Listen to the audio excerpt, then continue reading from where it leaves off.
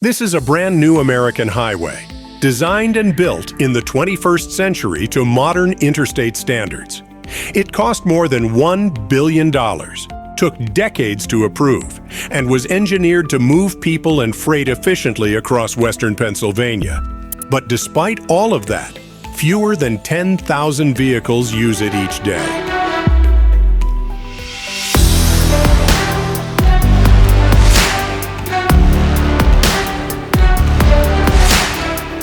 Even 4 years after opening, there are moments when minutes pass between cars.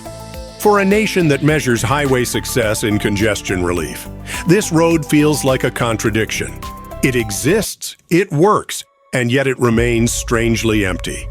So why did Pittsburgh build it, and why is it still waiting for traffic that hasn't arrived? Please take a moment to subscribe and like the video. It really helps the channel. Highways are central to the American identity. They reshaped cities after World War II, fueled suburban expansion, and helped drive economic growth across entire regions. They were also built with purpose. New roads traditionally followed demand, appearing where congestion was visible and traffic volumes justified the cost. In the modern era, that logic hardened. Billion-dollar highway projects only moved forward when usage was guaranteed. That is what makes the Southern Beltway unusual.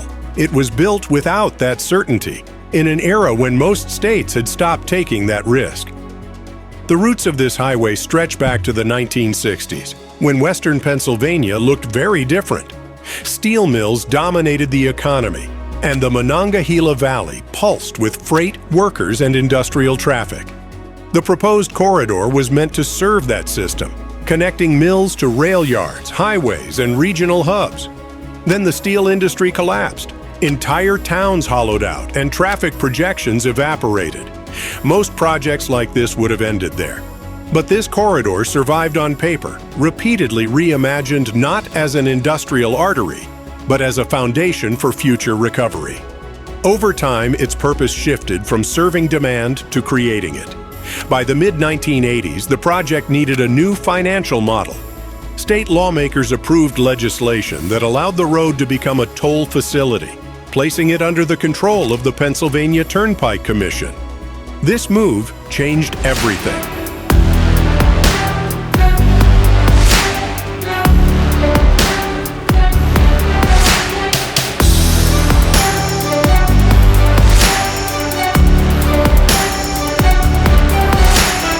As a toll road, it no longer needed to compete for annual transportation funding in the same way.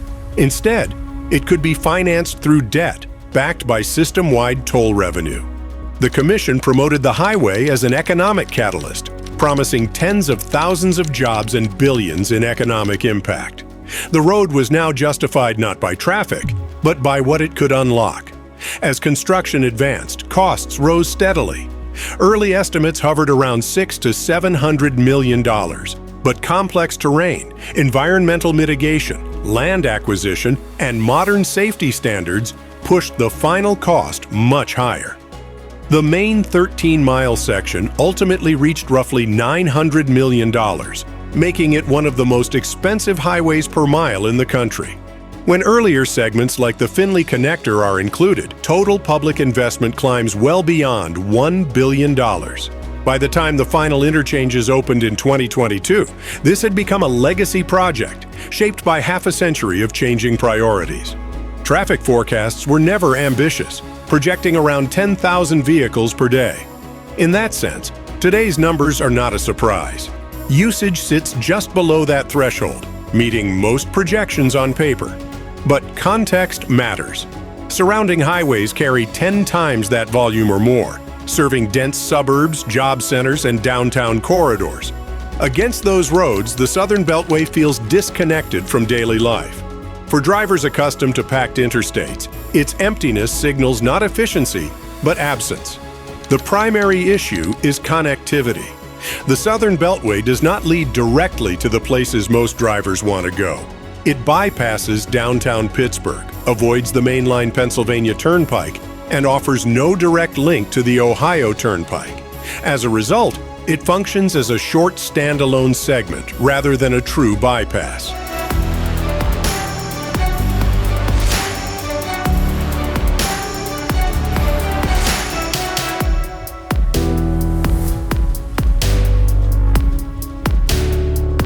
For many trips, the distance saved amounts to little more than a mile or two.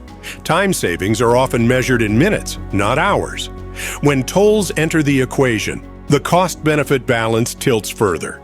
Regular use quickly becomes expensive, especially for commuters already frustrated by years of toll increases across the region.